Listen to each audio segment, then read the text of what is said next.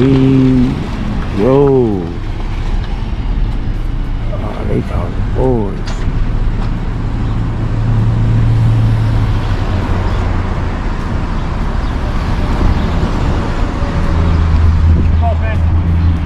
How you doing? We got called here because you're recording the building and recording employees. I doing what? You're recording the building, recording the employees. How would I be able to? What's your name and your badge number? Officer Clintz. Clintz? Yep. Clintz, badge number 2205. Okay, now say that one more time what you just said. So, got called here because you're standing outside of the bank, recording the employees. They've asked you to stop, they've asked you to leave. They did not. They didn't say neither one of those. So and why? How would I be able to record the employees if they inside their bank? I'm not sure. But yeah, that's a good question. What exactly are you doing? What exactly what you see? Which is? What am I doing? I mean, you're recording the building for sure. I'm recording that. I'm recording the birds. I was recording all kind of stuff. Okay. Cars. There's some nice cars rolling by and. Okay. Is something wrong? I'm kind of shocked you even here. It's Lee Summit, man. What do that mean? The documentary opens by reinforcing a familiar principle. Speaking to police unnecessarily often leads to trouble. However, this encounter quickly takes an unexpected turn. Officers respond to a call claiming a man is recording a bank and its employees, even though he remains on a public sidewalk. From the beginning, the narrative exposes how vague complaints frequently trigger police responses without any confirmed criminal activity. The officers appear uncertain about the alleged behavior, repeatedly restating claims that cannot be substantiated. This opening establishes the core theme of the video: how lawful activity in public spaces is often misunderstood or misrepresented, and how easily constitutional rights can be challenged when officers act on assumptions rather than verified facts. We get called for everything here. For everything? Everything. Where's your police department? Just right up the street. I can walk there? Okay. I mean, let me ask you a question since you actually standing right here. What's up? What's 550 divided by 2? 225 or 275. Okay. And just hypothetically speaking, if you was at home like sleep and your best friend came like beating on your door, ringing your doorbell for breakfast, all you got to eat is cookies, cereal, and milk. What do you open first?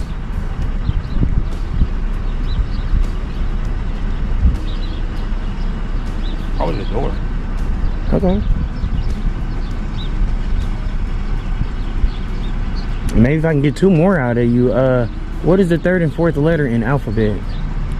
3rd and 4th? Yeah. C and D. Okay. And the last question I can ask you is, what's the First Amendment? First Amendment? Yeah, the 5 elements of the First Amendment. Oh man, dude, it's been so long. So long? What do you mean by that? So long since I've like studied that. Studied that specific amendment. The first. It's the first. It's free speech. Religion.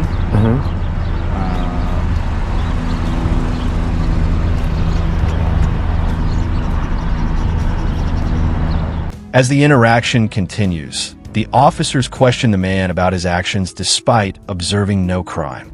He calmly explains that he is recording his surroundings, including wildlife and passing vehicles, emphasizing that he never entered the bank. The documentary highlights a critical issue here. Being uncomfortable with someone's presence does not create legal authority to detain or identify them. The officer's confusion becomes more apparent as casual conversation turns into informal questioning without lawful purpose. This segment underscores how officers often initiate encounters based on complaints alone, failing to distinguish between suspicious behavior and constitutionally protected activity on public property. You tell me. How long was the academy? The academy? Yeah. Mine was a year. A year? Yeah, that was like 8 years ago. 8 years ago? I'm not saying that you're doing anything No, you're wrong. fine. I'm gonna let you try to redeem yourself. What is the 4th Amendment? 4th Amendment? Yeah. Hit me with the hard ones today, man. You know the 5th? What's the 5th? Hey, Aguayo, you mind just staying with him for a minute? You know the 5th Amendment? Yeah, he's just recording. You know the 5th? Alright. Yeah, we are recording, right? You recording? Hey, but are you recording, Officer Clint? Yes, sir. Okay. Hey, let them know now. I'm gonna have inside their bank when you go in there. How you doing, man? Good. You work for a company or just? What do you mean? You're just kind of doing this for fun or work for Doing a what? company? Just recording and going in banks and stuff? I did not go in the bank. Did they say that? I believe so. Please, that make a big difference if they said that. Yeah. What's your name and badge number? How you pronounce that? Aguayo. Aguayo. I wanted to actually take a stab at it. 2228. That's it. Okay. Yeah, man, I was just out here digging in my butt, taking some pictures. It was a nice berry tree over there, and I seen some cardinals over there. And I didn't get her name, but she came out. She was screaming, but I really couldn't make out what she was saying. The situation escalates when the officers begin quizzing the man on constitutional amendments after requesting identification without legal grounds. The documentary uses this moment to expose a deeper issue: law enforcement officers exercising authority while struggling to articulate the very rights they are sworn to uphold. The narration explains that while civilians are not required to educate officers, such moments reveal dangerous gaps in constitutional knowledge. The officer's inability or unwillingness to clearly explain the First and Fourth Amendments raises serious concerns about professionalism and training. This segment illustrates how power dynamics shift when citizens remain calm, informed, and confident in their rights. Like somebody in the bank or a customer? No, somebody in the bank. I think it was a worker there. So you were just looking at cardinals, you said? I was just walking around. So just walking. It's a nice day, isn't it? It is very nice. Shit, before the sun come out, you know. Yeah. So something that you're is that your partner? Are y'all partners? We work together. Y'all work together? Something he just had really like an issue with was what is the First Amendment? The 5 elements 5 elements of it? of the First Amendment. That's what he said? We're asking. Like freedom of speech and all that? What's the first and all of that? What's the rest of all of that?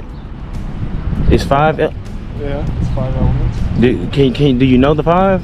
Not off the top of my head, no. I'm gonna let you redeem yourself. How about the Fourth Amendment? You have any idea on you? Huh? You have any idea on you? Sure. Can I see it, please? Can you see it? You want to trade IDs? I mean, you've got my ID. No, your ID. Okay, so you're gonna be trespassed from here? I wasn't on their property though. Okay, they don't want you to come back. Well, let them know if you can And go so- back. so what if I can- need from you- if you can go back in there, let them know I trespassed them as well. I never stepped on their What I property. need from you is your ID. Can we get a supervisor out here, please? Sure. Yeah. I'm gonna scoot on this side just so I won't be so close to the curb over here.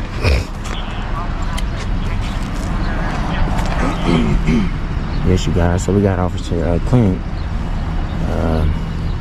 He's actually demanding ID from the sidewalk. We never went on their property.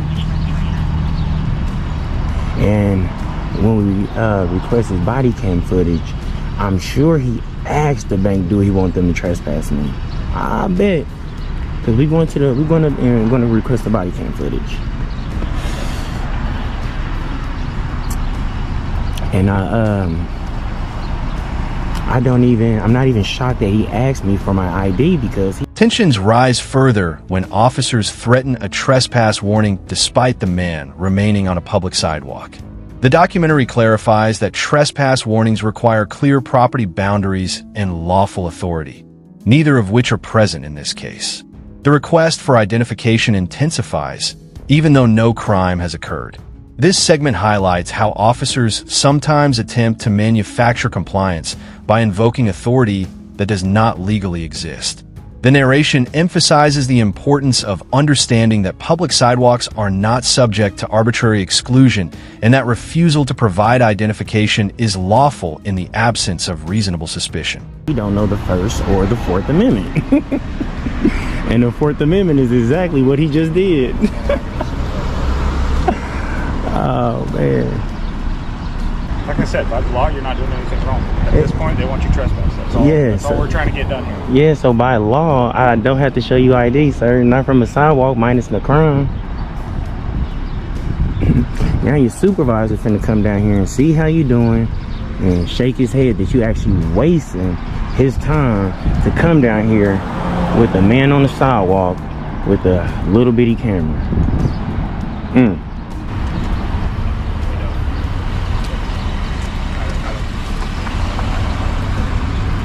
I see that. Is that for breast cancer?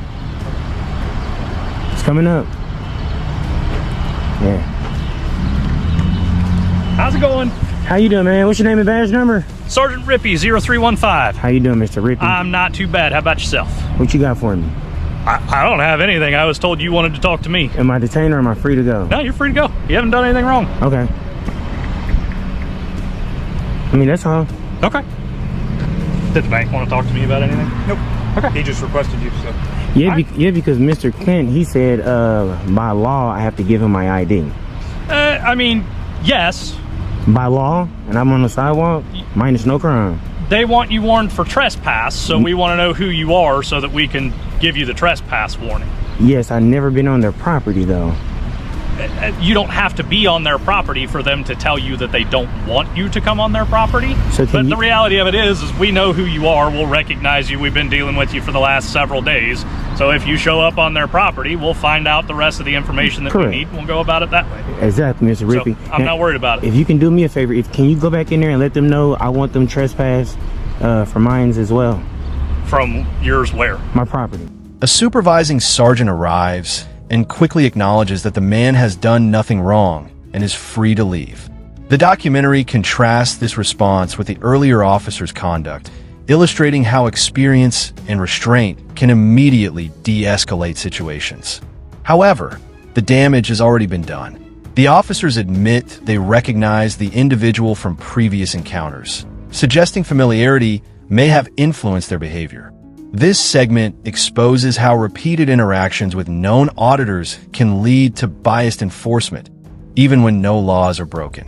The narration stresses that recognition does not override constitutional protections. What property where? Can you just tell them that, not to come on my property as well? They have to know what property they cannot go on to. You just tell him he don't want you on his property as well.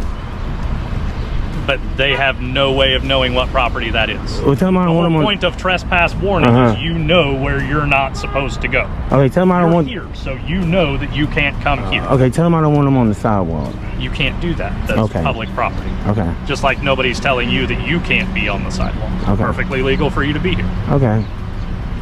All right. That makes sense. So, That makes sense. all right. Good. Yep. Hey, one more thing. Oh, whoa. Real quick. This is something so serious, Mr. Rippy. Can you help him out with something? This is all your follow-up nonsense questions. It I'm wasn't. not messing with The that. First Amendment is nonsense. I asked him what was the First and Fourth Amendment. Oh, okay. That's nonsense to you? I've watched several of your other videos, No. and you ask them math questions and all kinds of silliness. No, real talk. I asked this gentleman, because he was asking me for my ID, I asked him, what is the Fourth Amendment? And he couldn't say it. Then I asked him, what was the First Amendment? He couldn't say it. I wish he was a little closer, so I can see you probably helping him out or letting him know about the Fourth and the First Amendment. He does not know. He said that. He does, because he and I have talked about it. We train on it all the time. Well, I got him on camera saying he do not know. Okay, just because he doesn't want to answer your question doesn't mean that that's a bad thing. I got him on camera saying 2 of the 5 elements and then saying I don't know the rest. Can you help me out? All I'm saying is, You know him or you wouldn't be out here. just help him out, man. Just help him out. Okay. With the First and Fourth Amendment, okay? Enjoy. Where's your police station at? Right down the street. Can you give me a ride? Nope.